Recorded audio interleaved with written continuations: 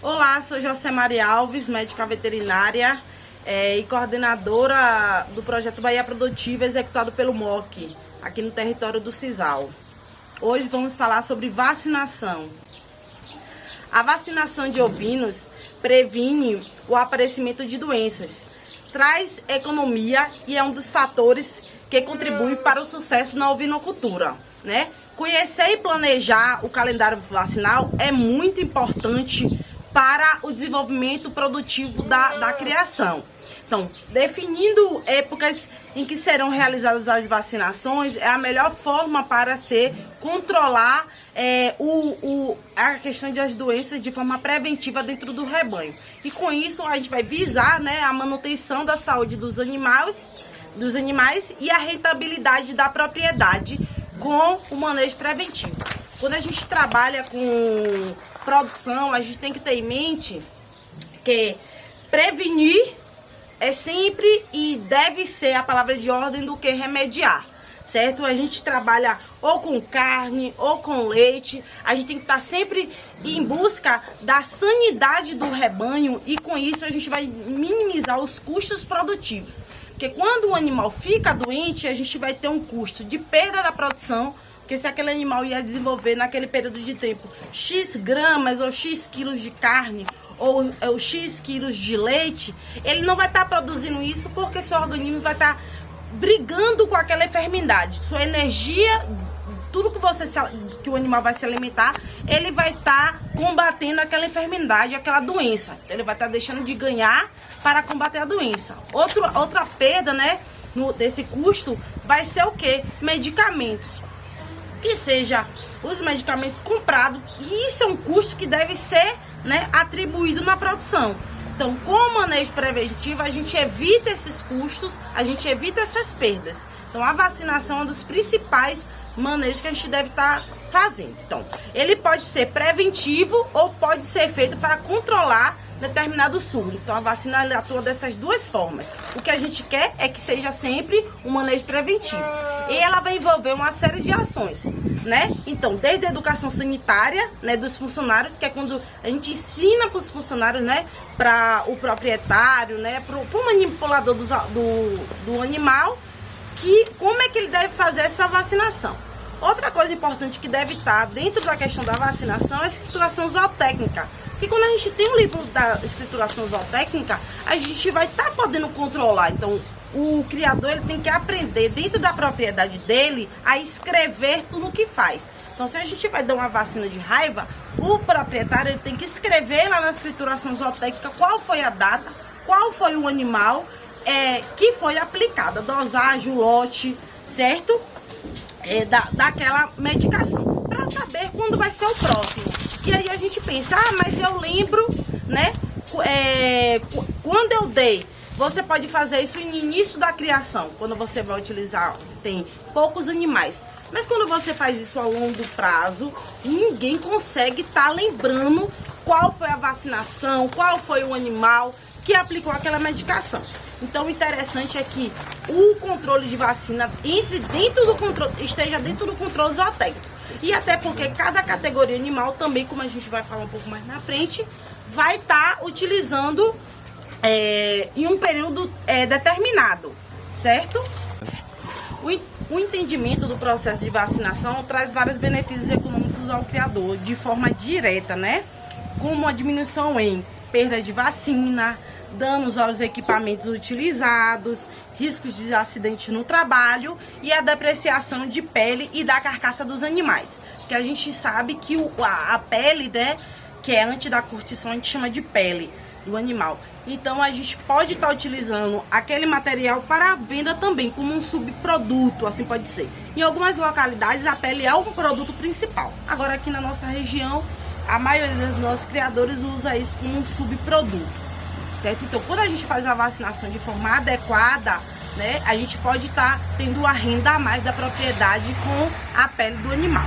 A vacina, a gente tem algumas vacinas que são de uso rotineiro e tem algumas vacinas que em situações mais especiais que eu utilizo, certo? A da raiva, a gente utiliza em caprinos e ovinos de raiva, as de clostridiose, que são vários clostrídeos. Então, normalmente a vacina ela pega vários, certo, agentes, como a gente assim chama.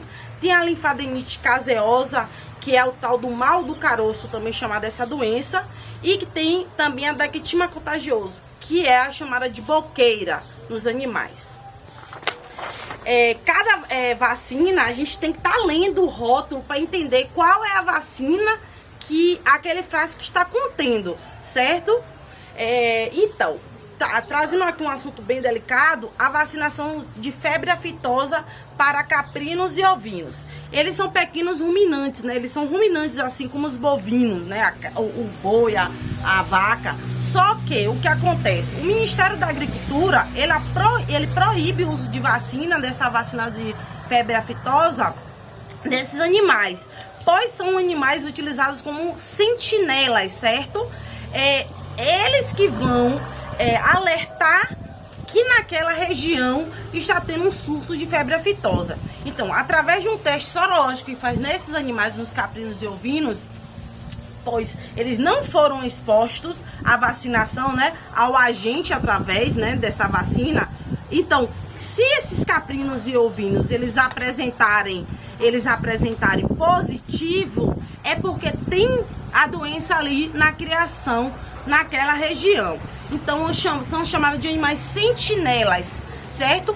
Então, a vacina de febre aftosa é proibida no Brasil. Então, se um produtor, ele vacina um animal e aí o Ministério da Agricultura, né, a fiscalização do município, vem fazer teste naquela região ali, detecta que seus animais estão positivos, eles vão tirar na conclusão de que aquela propriedade ali tem a febre aftosa instalada. Então, não deve se vacinar esses animais por conta disso, certo? E o cálculo da quantidade de vacina, por que a gente tem que ver esse cálculo? Porque a gente tem que avaliar as doses necessárias para a vacinação. Então, isso aí é uma pré-vacinação que a gente deve avaliar. Por quê? Para não estar no meio da vacinação e acabar a dose. Ou então comprar doses, um frasco muito grande de vacinas e sobrar muitas doses, a gente vai ter uma perda econômica com isso, né? E a gente tem que avaliar o quê? Que a gente tem que fazer o cálculo da vacina e sobrar 5%, 10% a mais, né? Do que, porque Dona Maria pode derrubar um pouquinho, né? Jogar um pouquinho fora. Dona Maria gosta de esguichar um pouco, que não deve ser feito, mas faz muito. Então, a gente deve calcular a quantidade de vacina nos nossos animais, mais 10% ali para ter perda. É obrigatório também que vocês observem a data da partida, da fabricação e validade da vacina. A gente deve estar observando muito bem como qual é a validade daquela vacina. E a validade daquela vacina fechada e a validade da vacina pós-aberta, certo? A gente tem que estar vendo a bula dessas vacinas. A gente tem que começar a ter o hábito de ler a bula das vacinas para entender quando foi fabricado, o que é que tem naquela vacina, o que é que vai proteger os animais naquela vacina e a validade, fechado, frasco fechado sem nunca ter sido utilizado ou depois de ter sido utilizado, certo? Aí a dica que eu posso passar para vocês nessa questão abri o frasco, mas não usei todas as vacinas.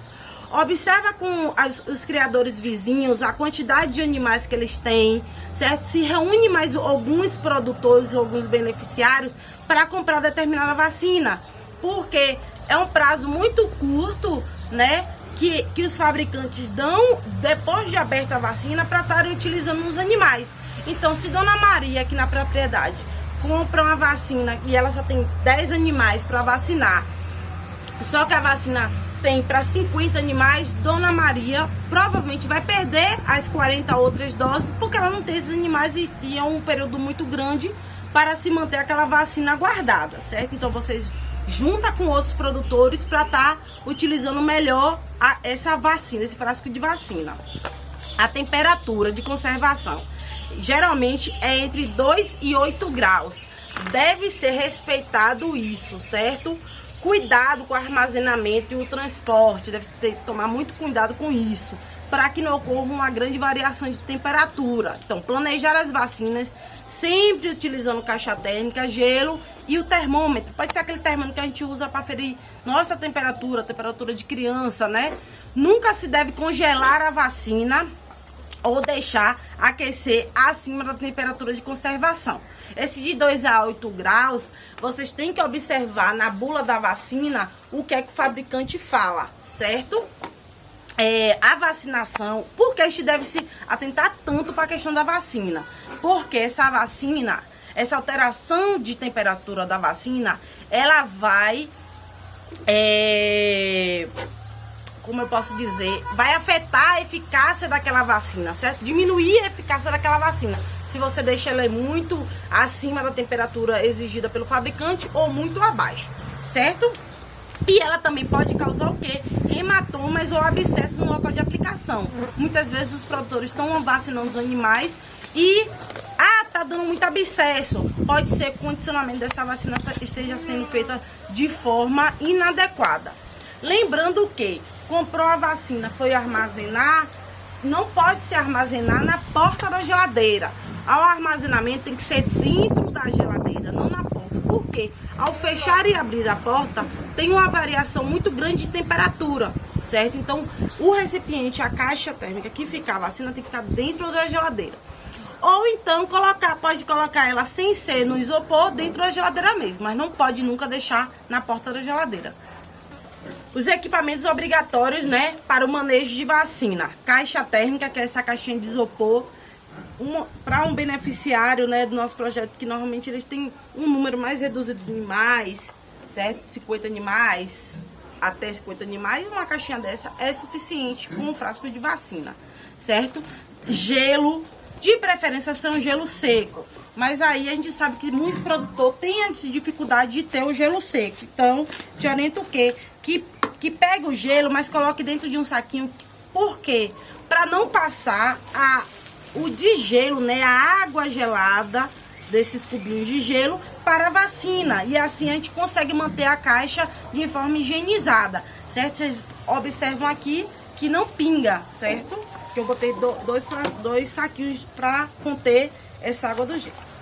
A seringa, certo? Que pode ser dessas seringas descartáveis, ou pode ser a pistola, e pode ser com bico descartável, ou pode ser esse bico aqui de ferro. E a vacina aqui dentro, bem condicionada. E o termômetro, certo? Equipamentos obrigatórios para o manejo de vacina, certo? Então, a caixa térmica, para a quantidade de animais que a gente vai estar vacinando aqui, para um frasco de vacina, uma caixa desse tamanho é ideal. Em vez de a gente pegar aquelas caixas grandes, é melhor pegar uma caixinha dessa, botar um frasco de vacina e levar para o curral. Por quê? Porque uma caixa maior a gente vai precisar de mais gelo para poder manter aquela temperatura da caixa, do isopor. Em um assim menor a gente consegue essa temperatura de forma mais adequada, certo? O gelo.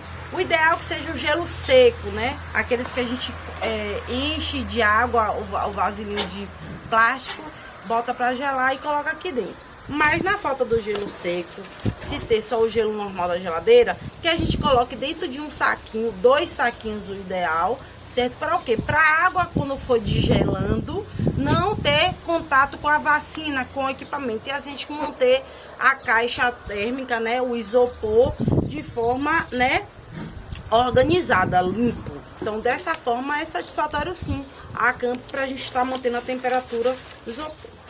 Temos a seringa, certo? Que pode ser dessa seringa descartável ou aquela pistola, certo? Pode ser nessas seringas descartáveis o bico, esse bico aqui de metal, né? Agulha de metal, ou daquele descartável. Esse daqui pro produtor é mais fácil de manuseio, certo? Porque o animal se batendo, ele vai demorar, não vai entortar tão facilmente, né? Então o manejo é mais fácil para o beneficiário com esse tipo de seringa. O termômetro, para a gente conseguir aferir a temperatura de forma correta, e o frasco da vacina, certo? Então, e manter sempre o quê? Quando a gente estiver dentro, no ambiente, no curral, separando os animais, enfim, manter essa caixinha, né, fechada, não deixar lá exposta ao sol, como aqui, porque vai causar oscilação de temperatura. Então, esses detalhes são importantes para o condicionamento da vacina. Caso a gente use, né, também tem essa questão, esses tipos de seringa, de agulha de inox reutilizáveis, né, que pode ser utilizado tanto na pistola como aqui, a gente tem que utilizar antes da vacinação água fervente por 15 minutos, certo? Coloca elas para ferver durante 15 minutos, porque assim causa o quê? A desinfecção desse material. Não precisa lavar com detergente, com água sanitária, com nada. Só com água fervendo é satisfatória. Botou água fervendo, pode tirar, certo?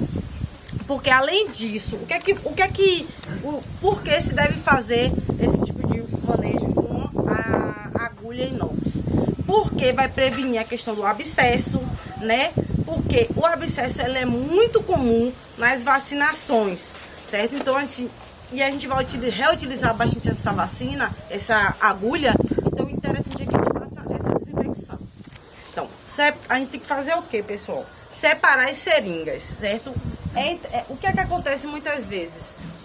As pessoas vão dar mais de um tipo de vacina, vai dar as dos 10 mal, né? E vai dar de raiva. Utiliza o mesmo frasco a mesma seringa, a mesma agulha. Não pode. Para cada vacina, tem que se utilizar uma seringa diferente, certo? Não pode se utilizar a mesma para todas. Então a gente vai acoplar, o que é acoplar é colocar a agulha no frasco da vacina, certo? Isso é o que a gente chama de acoplar.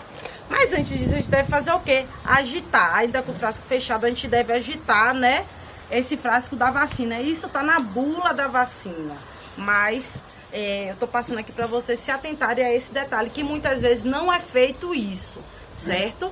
E antes de carregar a seringa, vocês têm que ver qual é a dose adequada para cada categoria que vocês vão fazer, certo? Cada fabricante tem uma dosagem diferente. Não posso estar falando aqui uma dosagem universal.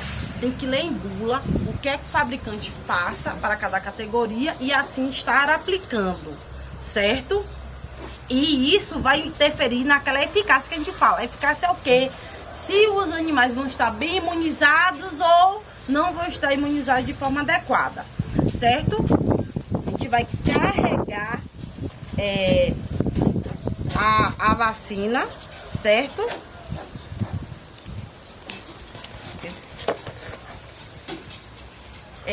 A gente carregou, né, a seringa com a vacina. Não é para deixar a seringa do lado de fora exposta ao sol. Guarda a vacina, guarda a seringa também na caixa com gelo, certo? Quando puxar a vacina, não pode, vou fazer aqui como demonstrativo, mas não pode fazer isso, certo? Tá jogando a vacina para cima, certo? Isso é um risco sanitário, não pode se fazer isso. Tem vacinas que são vírus ativo, certo? Então não pode estar evitando isso. Puxar de forma adequada a vacina para a dosagem que vai ser utilizada e não tá esguichando dessa forma. O pessoal faz muito isso, achando que vai, vou tirar o ar da vacina e joga a vacina no ambiente. Isso é um manejo incorreto, certo? Sempre que for utilizar as seringas tipo pistolas, né, e agulha inox, colocar elas higienizadas dentro da caixa térmica também. A pistola é maior, então terá que ser uma caixa térmica maior, entendeu? E deixar elas também, assim como eu fiz aqui com a seringa descartável, dentro da caixa térmica. Isso é muito importante pro pessoal. O pessoal acaba tem mania de deixar essas seringas expostas. Isso não pode acontecer, né? Antes da aplicação também tem que agita um pouco ela sem esguichar o conteúdo da vacina para fora. E segura e vai fazer a aplicação do animal em seguida e depois de fazer a aplicação do animal, de novo para a caixa térmica.